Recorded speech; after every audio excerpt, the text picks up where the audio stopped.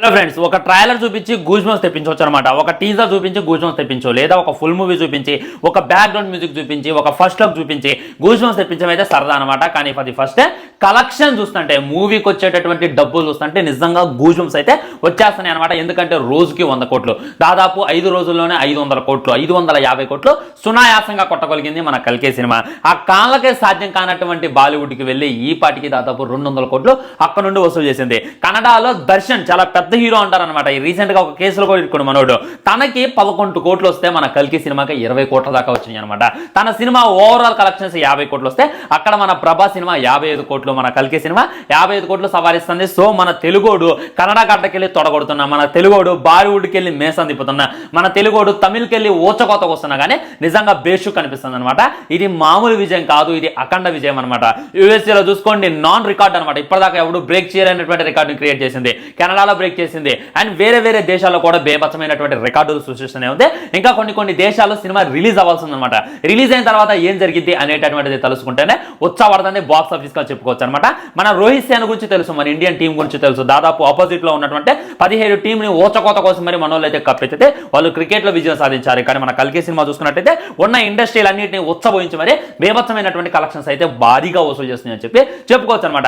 ఇది ఎలా సాధ్యమవుతుంది, ఎందుకు కల్కి సినిమా 0 ప్రమోషన్స్ తో ఈ రోజులో దూసుకెళ్తుంది అనేటటువంటిది క్లారిటీగా క్లుప్తంగా మాట్లాడుకునేటటువంటి ప్రయత్నం ఈ రోజు చేద్దాం ఫ్రెండ్స్. ముఖ్యంగా కల్కి టికెట్ సేల్ గురించి మాట్లాడుకోవాలి. ఫస్ట్ చూసుకున్నట్లయితే 1.12 మిలియన్ టికెట్ సేల్ అని చెప్పి బుక్ మై షో చెప్పడం జరిగిందనమాట. ఓన్లీ బుక్ మై షో వాళ్ళు ఈ విధంగా ప్రతిపాదించారు. వేరే వేరే యాప్స్ వాళ్ళు, వేరే వేరే టికెట్ బుకింగ్ వాళ్ళు ఈ విధమైనది తెలియజేయలేదన్నమాట.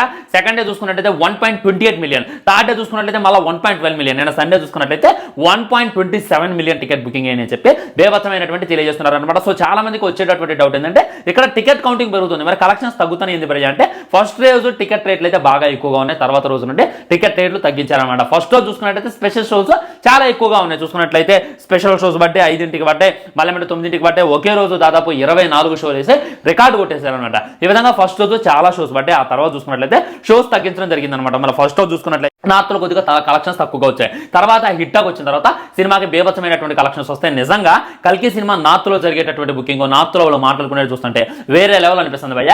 ఇదైతే ఒక తెలుగోడిగా గర్వపడాల్సినటువంటి విషయం. ఒక తెలుగోడు అక్కడికి వెళ్ళి తొడగొడుతుంటే నిజంగా మనం మేసం తిప్పాల్సిన విషయం అని చెప్పి నాకేం అనిపించింది అనమాట. సో కల్కి పార్ట్ 2 ఎంత వసూలు చేస్తుంది, ఎన్నికలు ఎంత వసూలు చేస్తుంది అని చెప్పి చాలా మంది కింద కామెంట్ చేస్తున్నారు. కల్కి సినిమా ఇదే కంటిన్యూ అయితే 2000 కోట్లు అనేటటువంటిది మ్యాటర్ కాదు, కానీ ఇది కంటిన్యూ కాదు అని చెప్పి గుర్తుపెట్టుకోవాలి. ఇప్పటిదాకా చూసుకున్నట్లయితే హాలిడేస్ జరిగినాయి, సినిమా మీద బాగా క్యూరియాసిటీ ఉంది చాలా మందికి. కానీ ఇప్పుడు చూసుకున్నట్లయితే హాలిడేస్ లో అనమాట. మీరు ఇప్పుడు క్లాస్ చేస్తే దాదాపు మళ్ళీ సండే దాకా ఒక్క హాలిడే లేదు, ఒక్క గవర్నమెంట్ హాలిడే కూడా లేదు. అది ఈ మధ్యలో ఏమైనా ఫెస్టివల్స్ వచ్చినా, ఏమైనా హాలిడేస్ వచ్చినా సినిమాకి ఎగబడి చూసేవాళ్ళు. ఇది అయిపోయిన తర్వాత ఏమంటే కమల్ హాసన్ గారి సినిమా ఉంది భారతీయుడు 2. ఆ సినిమా ఎలా ఉంటుంది అనేటటువంటిది పక్కన పెడితే తమిళ్లో చూసుకున్నట్లయితే కలెక్షన్స్ మీద గట్టి దెబ్బ పడింది అనమాట. శంకర్ గారికి బాలీవుడ్ లో కూడా ఒక మంచి పేరు ఉందన్నమాట. సో బాలీవుడ్ లో కూడా దెబ్బ పడేటటువంటి అవకాశం ఉంది. నెక్స్ట్ వీకే ఈ భారతీయుడు 2 రిలీజ్ అవుతుంది కాబట్టి అప్పుడు కలెక్షన్స్ ఆగేటటువంటి అవకాశం ఉంది. అదే ఏ సినిమా రాకుండా కంటిన్యూగా ఒక 10 రోజులు హాలిడేస్ దొరికితే మట్టికి సినిమాని ఎగబడి చూసేవాళ్ళు అనేటటువంటిది రియాలిటీ అనమాట. నిజంగా ఇలాంటి గొప్ప సినిమా ఇచ్చినటువంటి నాగశివుని ఎంతైతే పొగుడుతున్నారో, ఇంత గొప్ప సినిమా ఇవ్వడానికి సహకరించినటువంటి ప్రొడ్యూసర్ని కూడా చాలా అంటే చాలా అశుద్ధతగా కూడా చాలా పొగడాలన్నమాట. ఎందుకంటే ఆయన మామూలు సాహసం చేయలేదు. మీకు తెలియనటువంటి ఒక ఇంట్రెస్టింగ్ విషయం చెప్తానండి. ఆయన ఎలక్షన్స్ టైంలో చంద్రబాబు నాయుడు గారికి సపోర్ట్ చేసిండు. ఆ జగన్మోహన్ రెడ్డి గారిని ఆయన కొన్ని మీడియాలో తిట్టడం కూడా జరిగిందనమాట. ఏ డేర్ పెట్టుకొని 600 కోట్ల సినిమాని నువ్వు రిలీజ్ చేస్తున్నావు, ఆ టైంలో ఎలక్షన్స్ జరుగుతున్నాయి, అసలు కూటమి గెలిచిదా గెలదు అనేటటువంటి కన్ఫ్యూజన్ లో చాలా మంది ఉన్నారు. కానీ మన అశ్విన్ గారు ఆయన మనసులో ఉన్నటువంటి మాట అయితే చెప్పడం జరిగింది. చంద్రబాబు నాయుడు గారితో 100కి 100% నిలబడ్డారు అనేటటువంటిది రియాలిటీ. అలా నిలబడటం వల్ల ఈ రోజు ఇష్టం వచ్చిన ధరలకి అమ్ముకొని బీభత్సమైనటువంటి కలెక్షన్లు వసూలు చేస్తుంది అనేటటువంటిది రియాలిటీ అనమాట.